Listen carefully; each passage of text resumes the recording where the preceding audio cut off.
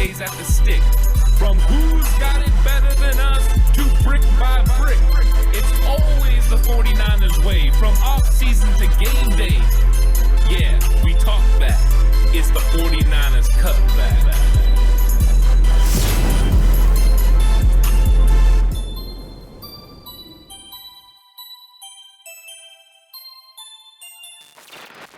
It's 49ers Cutback Podcast time. Welcome to the Game Plan episode. We're going to be talking about NFC Championship game, 49ers versus Rams, and we're going to break down what the game plan is going to be for the San Francisco 49ers. What we think the game plan is going to be. Of course, we're not going to be completely entirely spot on, but I think we're going to give everyone a little idea of how Kyle Shanahan plans to attack Sean McVay and this Rams team. Throw the football. It's not. That's what it was? No, it's not. Just huck it, chuck it football? No, we both know it's not going to be huck it, chuck it. Jimmy Garoppolo 45 times? There's no way. No. There's no world in which that is the outcome of said football game. There's a world. Not this world? I just don't know if you want to see that world. I don't know if I want to see that world right now either, to be honest with you. Look, Cutback Crew, hit the like button right now. Hit the subscribe button if you haven't already. If you're not one of the Cutback Crew, you're here for the very first time, you don't want to miss out on any more great content, so make sure you do that right away. And let's get into what this game plan is and what the Niners need to do against this Rams team in order to have success. First and foremost, let's start with the defense side of the ball, because offensively, I think everybody has a good idea of how things need to start for the 49ers in terms of what's going to lead to success. But defensively, people may be looking at this team and looking at the weapons of the Rams and being like, hey, I don't know. Can we slow down this passing attack? Can you get after Matt Stafford enough? And the answer to that question is a resounding yes, in my opinion, and I think in yours as well. The Rams' weakness at the O-line and the interior O-line specifically is where the 49ers thrive. It's where they have a lot of success. They're going to have to double team a whole heck of a lot in order to get any sort of run game established. And doing so is going to leave guys like Nick Bosa, Fred Warner, Dre Greenlaw, Azeez Al-Shaair, especially if you're in base sets, being able to fly downhill and make plays. Yeah, I think so. I think that there's going to be, potential for the 49ers to get after Matthew Stafford. One of the reasons is they're going to slow up this Rams running game, or lack thereof. I know it got going a little bit in the first part against Tampa Bay, but when you watch it back, Tampa Bay made a couple of slight adjustments, then boom, it was gone. And not like it just started trickling. No, it was absolutely gone. They took away the run game, and the 49ers are going to take away the run game, and that's one of the keys to this game, is taking away that run game, making the Rams one-dimensional. If you make the Rams one-dimensional, then you have an idea what they're going to do every play. Then you can go ahead and scheme it up and disguise the same way they did against Green Bay and Aaron Rodgers. They definitely tricked Aaron Rodgers. They kept him and made him feel unbalanced. He didn't know where he needed to go with the football, and so he ended up missing receivers because he didn't understand what he was seeing. And I think Matthew Stafford is going to be in the same boat here. That's what it's going to be about. But it starts with making him one-dimensional. Once it does, then you start funneling Cooper Kupp into areas that you want him to, be in. You saw with Devontae Adams. He would catch the ball, boom, get hit, big hits. That's what they want to do with Cooper Kupp. They're going to allow him to catch the ball at times. You know he's going to get his. He's a good receiver. But when he does, you want to make these big hits and go after him. And then with the rest of the guys, it's all about scheming it up so you limit them, take them away. So take away Van Jefferson, take away OBJ, and take away the tight end, Higbee. And if you do that, then you're going to be sitting in pretty. Because if Cooper Kupp goes for his 10, for 100 yards, you can live with that. If you keep him out of the end zone, it's even better. That's a quick recipe from this 49ers team being able to completely shut down this Rams offense. Correct, Ant. That truly is the case. And you have to slow down this run game very early on in the football game. If you do that, then you make them be a team that has to throw the football to pick up little bits of chunk yardage to make more third and manageable situations. And when you have those moments, those situations, you can take away certain players, you can take away certain concepts. You can be aggressive and play screen looks. Right, you can be sitting on underneath intermediate routes. You can be more aggressive, and that also allows DeMeco Ryans to be able to send creative blitzes as well as be able to disguise his coverages more, because the more attempts and more opportunities you have to pass, the harder it may be. Harder it may be for your offense and for your quarterback to diagnose what it is that he's actually seeing and be able to get the ball out on time to the people he wants to get the ball out on time to. But I've heard this a lot, and maybe some of the Cutback Crew disagrees with this. I think it's going to be very, very hard for the 49ers to completely take away Cooper Kupp in every facet and every route and things of that nature. It's much like Devontae Adams, except without the size. Kupp finds ways to get open. He's very good against zone. He's very good at finding soft spots, sitting down, and him and Stafford have great chemistry. So being able to take him away consistently is going to be very difficult. Where I think it's important to take away Cooper Kupp's is after losses. So big stop on first down in terms of a run, second and long, third and long, things of that nature. The Rams tend to take the big chunk play out or try and take the shot downfield. And a lot of times it's Cooper Kupp they try and give it to. I think what you're going to see a lot from DeMeco Ryans is giving them one-on-one looks or giving them situations where, hey, maybe it looks like you got Fred or a linebacker in the slot on Cooper Kupp, but in all actuality, maybe a blitz is coming from that side and you got someone else coming down to space that's going to be covering him, or maybe bracket coverage coming from somewhere else. Another guy sitting there. I think that's going to be an important thing, is making it tough for Cooper and not letting him make the big plays on the downs where they need big plays, where they need momentum. Slow Cooper Kupp down, make one of these other receivers beat you, whether that's one-on-one or whatever. Here's the positive thing. I think you're going to see a lot of Cooper Kupp in the slot. I think they want that sort of look from the 49ers. They want to get them into that look, which means you got guys like Emmanuel Mosley on the outside who, if it's Van Jefferson or if it's OBJ, I really like that matchup a whole heck of a lot. I think that's a positive matchup for the 49ers, and at times you can single him up on that side with whatever of those guys it may be and be able to focus a little bit more attention. And then it's just a matter of winning more times than you lose in those matchups and situations. Yeah, Matthew Stafford didn't really want to go after Ambry Thomas either. No. So Ambry Thomas is going to be out there comfortable. Him and Emmanuel Mosley are going to be handling the outside. Then you've got the flexibility with Jimmy Ward and Jaquiski Tartt to be able to cover receivers, cover tight ends, but play in the box. They can do it all. And the flexibility that they present is what's going to be a problem. And that's what's going to help take away Cooper Kupp. You're right. You don't take away Cooper Kupp every single down. If you occupy so many defenders trying to do that every single play, you're going to put yourself in some bad situations, some one-on-one situations that you don't want to be in. What you do is you're going to take him away on third down. That's the time it's going to happen. You're going to bracket him on third down, or you're going to blitz. One of the two things. You're going to try to get that, to be different. And then you're going to take Jimmy Ward and sometimes use him as the eraser and try to put him on Cooper Kupp in certain situations. Hope that he can get physical with him. Hope he can body him a little bit. But you're not trying to take him all the way away. I think a Devontae Adams 9 catches for 90 yards would be something the 49ers could live with Cooper Kupp. In fact, that would be the least amount of production he's had against the 49ers this season. True. They've lived with giving him close to 120 yards, average in 2 games. The fact that that's happened and then walk away with 2 wins, including one that was a blowout victory, means Cooper Kupp is not the key to victory for the Los Angeles Rams. All you have to do is manage him. You take away the run game, and then you sit back and you make one of those other players beat you. In the first half of the Week 18 game, Tyler Higbee did some things to make damage. He beat Ambry Thomas twice. One, Ambry missed the coverage, touchdown. The other one, he got the ball at a point of attack, and Higbee caught the ball at the high point and won. Can you count on Higbee doing those things again? Are those going to be situations that the 49ers are going to allow Ambry Thomas to be in? And if they do, is it the same Ambry Thomas that the Rams saw in Week 18? I don't think it is. I think his ball skills are going to be better. He's going to make better plays. Dallas didn't really want to test him. I don't think the Rams are going to want to test him either. So if Higbee doesn't have that kind of production, where are the Rams going to find that production? You have Van Jefferson that's been dealing with a little bit of an injury. They're going to have to find it. It hasn't been Skowronek, I'll tell you that much. It's not going to be Skowronek either. I mean, listen, I liked Skowronek coming out of the draft, but you know what I thought? At no point, Ben Skowronek is going to be an important part of someone's offense this year. Was not a thought process in my mind, nor should it be.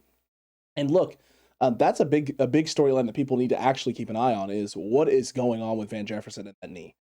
Because even if he's playing, Ant, there's no way he's going to be at 100%, and that's going to impact how explosive he actually is and how quick he is to get up to full speed. If he's not able to get up to full speed quickly, it takes him a little bit. If he's laboring out there a little bit, that literally takes a huge chunk and aspect out of the McVay playbook in terms of the big home run, deep shot, because Odell Beckham, if you try and force feed it to him downfield, the Niners have shown they'll roll the coverage over, be sitting there waiting for it. On the very first matchup, right? Matthew Stafford's first pick of the game was just that, a deep shot to OBJ that just didn't go any way that he wanted to go. It is going to not severely limit them, but it does take a portion out, a big threat out for the 49ers, which is a positive thing. Makes it a little bit easier to cover, or at least know who your deep threat options are and where they're coming from and when they're going to be going downfield. So that is a storyline that everyone's going to need to keep an eye on, the rest of today into Sunday. What exactly is happening? Where is he at? Where is his status? I imagine he's going to play. I imagine that this is going to be a thing that he's just going to go out there and deal with it, because it's the NFC freaking championship game, right? And everything's on the line, and it's win or go home at this point. Yep. But how healthy will he be, and will it limit the offense of the Rams? I wonder if he's going to have his head on a swivel, if he's going to be looking around, because last game, Dre Greenlaw absolutely took his head off. Accurate. And he wasn't the same after that. He had a couple drops over the middle. Sometimes that'll influence the way that you play the rest of the game. So I think Dre Greenlaw and Alshire being out there thumping people is going to affect how the Rams, play offense, especially the receivers. Make them fearful coming over the middle. Every time they make a catch, whether it's Kupp, Van Jefferson, OBJ, Higbee, you hit them entirely hard. You go after them. You peanut punch. You just make the life difficult for them. In the first matchup, Cooper Kupp and Higbee started dropping the ball in the second half. That kind of stuff can wear on you, and I think that's the opportunity the 49ers secondary can take. But also, this linebacker group, the things that they're able to do, the way they're able to stop the run, but also cover the running backs out in the flat. Erase someone like a Higbee over the middle. Those are things that are going to be big. Dre Greenlaw was in his first game back in Week 18. He's a different player now. He's back to that Pro Bowl caliber player that we expected him to be. Those two guys running together, and then when you run a personnel grouping that brings Alshire on the field, you're not running the football. I don't care who you think you are. You're not running the football. Todd Gurley, 2017 version is not walking through that door. So I think that this is one of those things where the Rams are just so one-dimensional. It's all about the 49ers disguising, confusing Matthew Stafford, causing him to make, mistakes. And if they do, they have to capitalize on those mistakes. In the Week 10 matchup, Jimmy Ward with the pick 6. In the Week 18 matchup, Ambry Thomas seals the game with the pick. And then you also had Emmanuel Mosley, he get the interception. Those types of plays are, game-changing, back-breaking. And you have to do those against Matthew Stafford. Those all start with D'Amico Ryans confusing him. He's going to do it. This defensive line is going to get after him. That's the key to success on defense. It truly is, and it really is, and obviously getting after Matthew Stafford. But if you disguise properly, listen, this is one of the things I want to actually give the Niners credit defense for, to an extent. We've seen the pass rush get after it. We've seen the run game absolutely stop. What we haven't typically seen a whole heck of a lot from the 49ers in years past is coverage sacks, in which there's nobody open.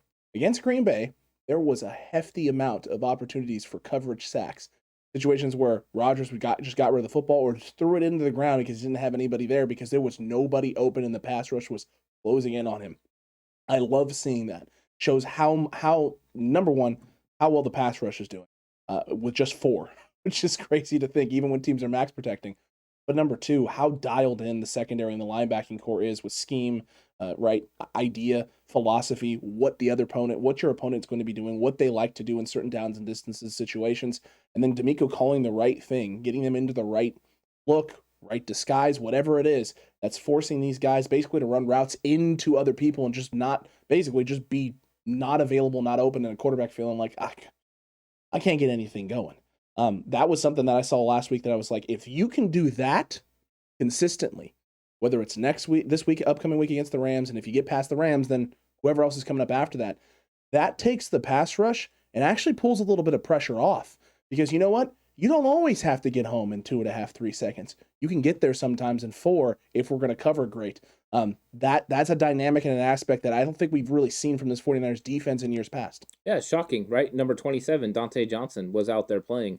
The 49ers secondary was still playing at a high level. It's got to have a lot to do with scheme, but it's got to have a lot to do with trust, knowing you can trust your players.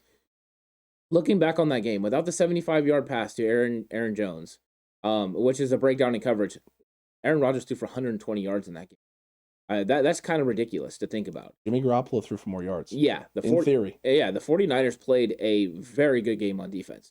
And that is the reason you have to be optimistic as a 49er fan. The defense has showed up 2 straight weeks. It took out the number 1 offense in the Dallas Cowboys, and it made them one-dimensional. It took out the Green Bay Packers, one of the better offenses in the league, one of the most dynamic quarterbacks. It made them pretty much one-dimensional. I think that's just the blueprint. I mean, we don't have to tell you anything that you don't already know. They're going to confuse Matthew Stafford. They're going to force him to make turnovers. They're going to stuff the run, and they're going to get after Stafford with big sacks when they need to get him. That's the formula for success of the 49ers defense is doing right now. That's how you win in the playoffs, and that's how you give yourself an opportunity to win an NFC Championship and possibly get to the Super Bowl. But they can't do it alone. They have to have an offense. This is complementary football here. Accurate. And this 49ers offense, we know they're going to have to execute, Alex. We know they're going to have to do certain things. But really, that's what it comes down to first, execution. Making sure you make your blocks, making sure you're making the right reads on offense, making sure Jimmy Garoppolo is getting these guys into the right sets. When the Rams take a chance and put 8 guys in the box, and you feel like you have an opportunity to throw the ball, throw the ball. And when they bring 8 and they can't stop it, then you keep running it. I think that in this game, we all know We've been talking about it all week. 49ers run the ball over 30 times, they have a really good chance to win. If they run the ball over 30 times, they have a really good chance to win. If they run the ball over 40 times, they're going to win. So the key to success is doing that, running the football, getting after the Rams, making sure that they have to bring extra guys into the box. When they do, make them pay for it. Of course, you're going to have questions on the outside when you get into the pass sets, but when you're running the ball like you can run it, you're putting them in a world of hurt. Execution, Ant. Mm-hmm. Execution is valuable. It's vital. It's the key ingredient. It's the most important thing that the Niners have to do in this game.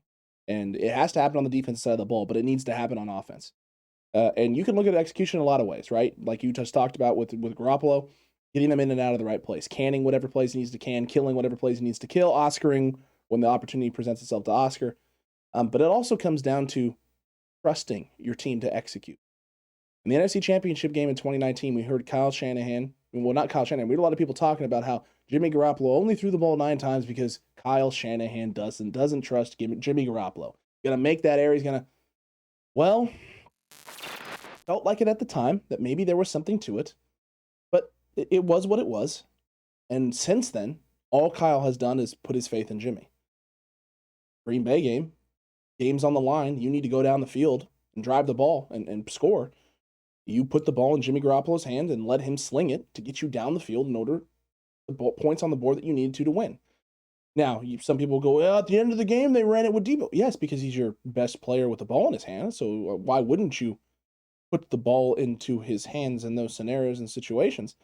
But at the end of the day, Jimmy Garoppolo has done what he needs to do to get the team there, and that has to continue this week.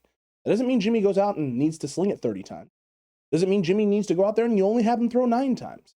What it means is that you trust him to make the right decision, you trust him to do the right things, and then he has to reciprocate that, right? Execute it and, play accordingly. But it starts with the run game, because if you are able to run the football, your O-line has an easier job of blocking this front that is very good at getting after quarterbacks and very good with the pass rush. But it also allows Jimmy to get into rhythm.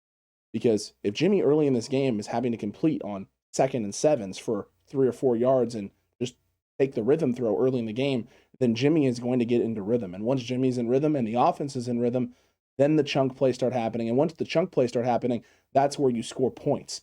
The only difference between this time around and last week, what we saw was the Niners did move the ball against Green Bay.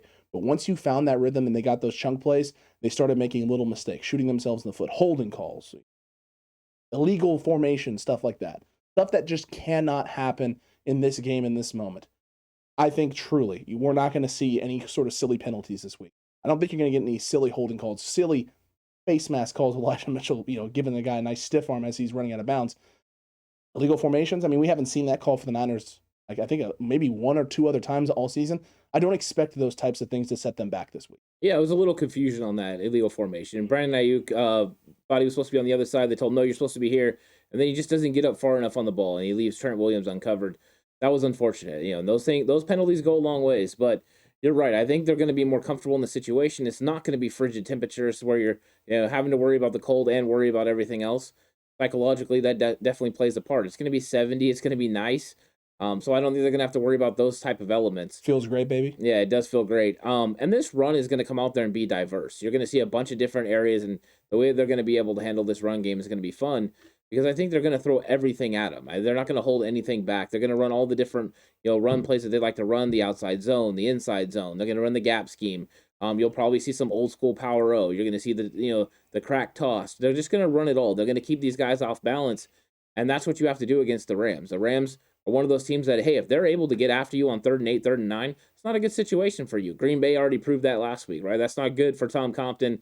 That's not good for the interior part of this offensive line.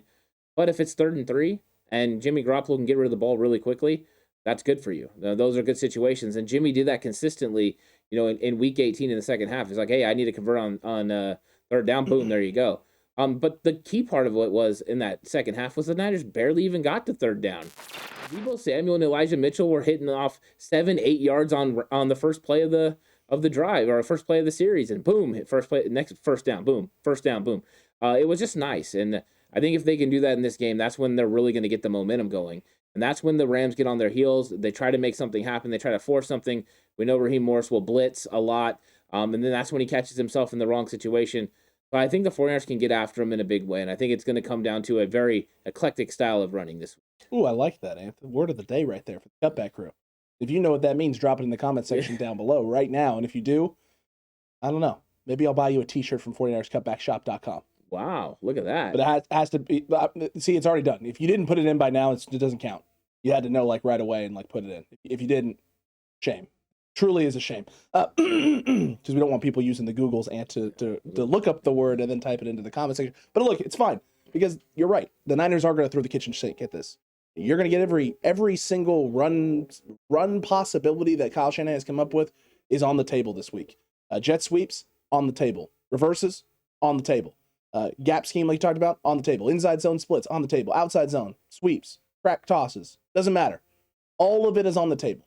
Which means if you're the Rams, you can't just go back to week 18. You can't just go back to week 10.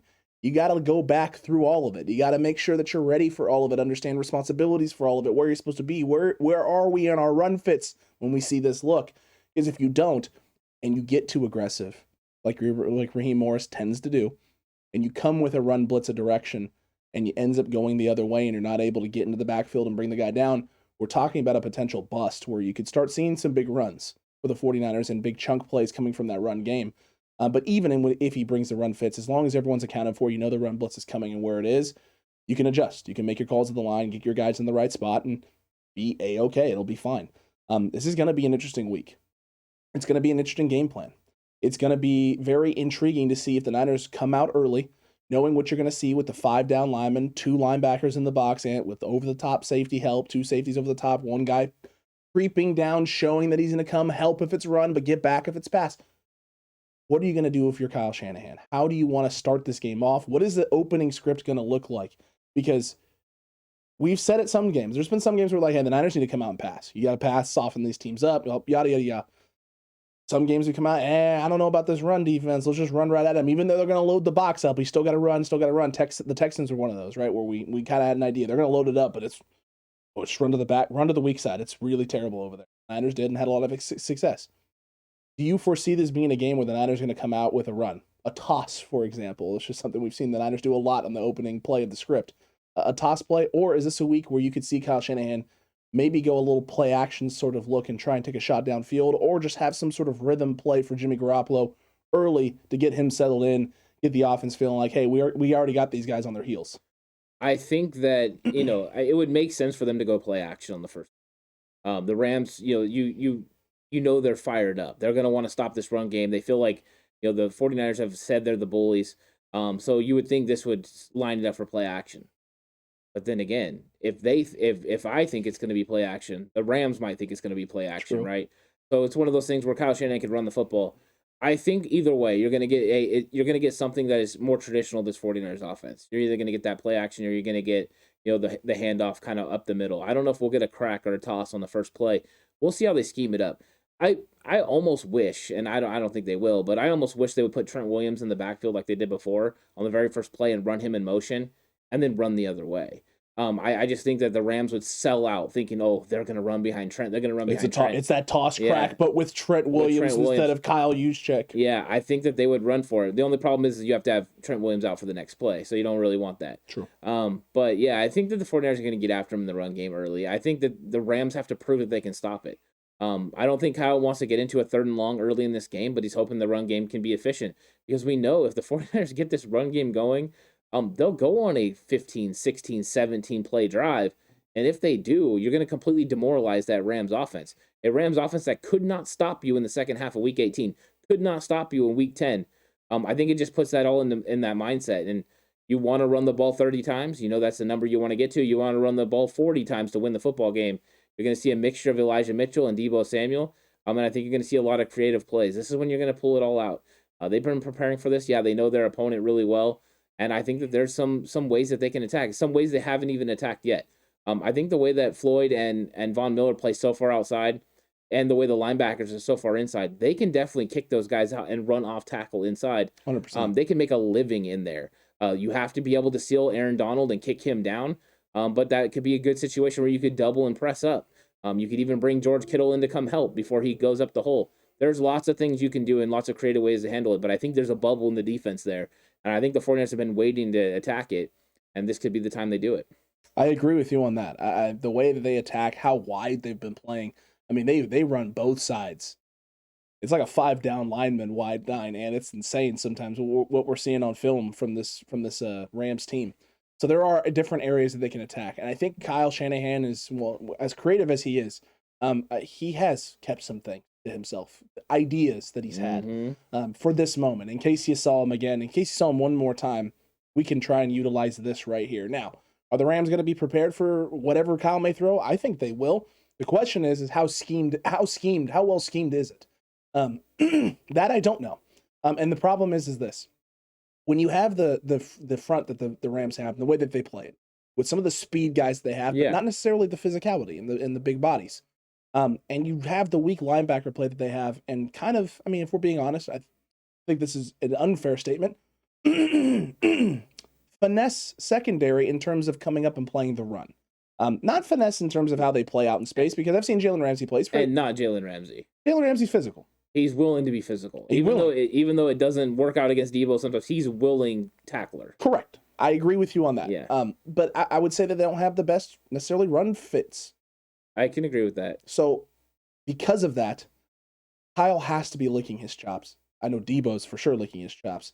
And George Kittle is sitting there going, hey, let us only throw the ball 9 times. I'm okay with that in this game, in this situation. I don't think that will end up being the case, because I think you're going to have situations where they get too aggressive and the Niners are going to be able to capitalize with some quick throws in the right times and right situations, and maybe even some RPOs if you're able to start establishing the run at a gun effectively. That's going to really mess with the Rams and that defense. But I think Kyle's ready, and I don't think that I don't know how much Raheem Morris is going to be able to do with the pieces that he currently has in order for these run fits to be better for the Rams. I could be wrong. He could come out and shock everybody. They did come out early in that game, right, in Week 18, and punch the Niners right in the mouth. Yeah. And that happened for 4 full quarters for an entirety of a football game. I just don't think so. I have too much faith in this team. I have too much faith in Kyle. I have too much faith in these guys going and executing in a big game, in a big moment, where the Rams are already talking about, you put us in the bag last time, and now it's time for us to put you in the bag. My guys, you won the NFC Championship. The NFC West, excuse me. You did not. You did not get put into a body bag. You just failed to put us away. And now this is the Niners' opportunity to go put them away. Put them in the bag that they did not put you in. Oh, they're in the bag. It just got to be zipped up. That's basically what needs to be happening right now. And I'll tell you one thing, Alex. I've been really paying attention, reading the tea leaves a little bit. And I think that I've picked up on something that we might see this week from Kyle Shanahan. I think we're going to see 4 receiver sets this week. They're going to take advantage of getting the Rams with a small personnel grouping out there, put them in a dime, force them to play the dime, and if they stay in the nickel, taking advantage of their other guys with their skill players. I think that's why Mohamed Sanu might have been activated. We can get a 4 receiver set. Okay, Debo counts as a receiver with George Kittle out there. So it's you got that setting out there, but now Debo can run the ball and George Kittle can play fullback. So what you can do is you can go ahead and shift from a 4 receiver, with the 1 tight end, to go ahead and give yourself a running back look, but now you get a smaller dime set on the field. And we already know that that's not one of their strengths. So you pull some of their linebackers off the field, you put safeties where they're, we got Weddle coming into the game. Okay, that's good for us. George Kittle matched up on Eric Weddle sounds like a good idea. So I think this is something you could see this week. This is something that I believe they were pushing for before, but they had an injury to one of the players they wanted to use it in, and now Debo affords them that opportunity to do it. It's a perfect situation to do it. It's a perfect scenario because we saw when they get the Packers and other teams in these smaller personnel groupings, George Kittle and Kyle Juszczyk win. I know it's not the best because you pull Juszczyk off the field, but it just might be what the doctor ordered to be able to get an extra element to this run game. And Debo affords you that opportunity the way he handles the ball with the ball in his hands. Do you think you'd see that early in the game, like in the opening script? Why not? I mean, why not see how they adjust? Even come out and just see how they adjust and throw the football. Right, motion Debo back there, run a little play action, throw the ball to George Kittle and the matchup with him against whoever.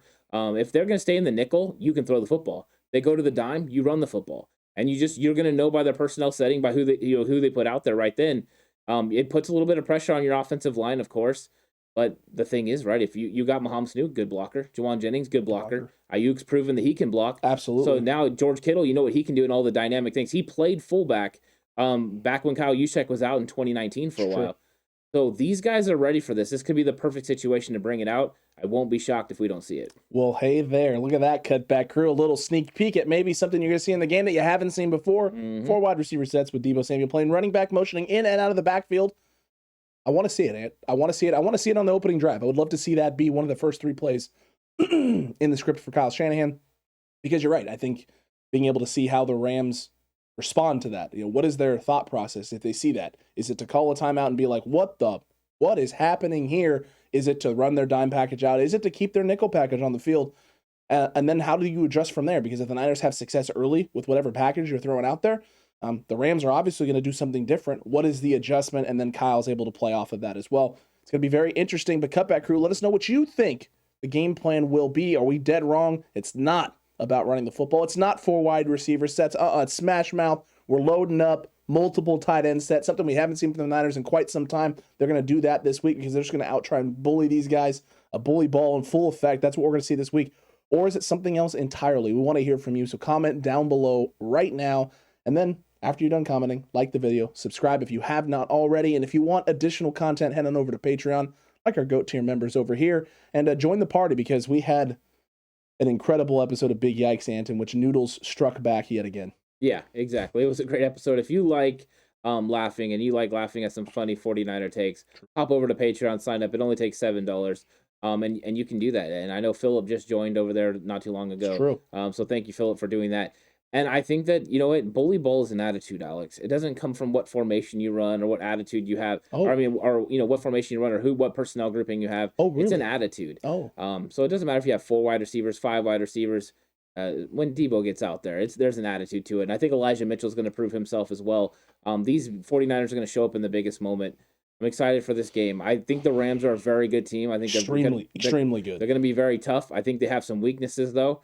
And those are the weaknesses you have to take advantage of. And if you don't, then they're going to beat you. But if you do, it gives you a good opportunity to win. I think that's what's exciting about looking at this game, because I think they're actually, I know a lot of people are saying they're more talented than a lot of the other teams. I think Green Bay posed some bigger threats in certain areas. The Rams in the receiving core, but I think the run game for the Packers was just a little bit better.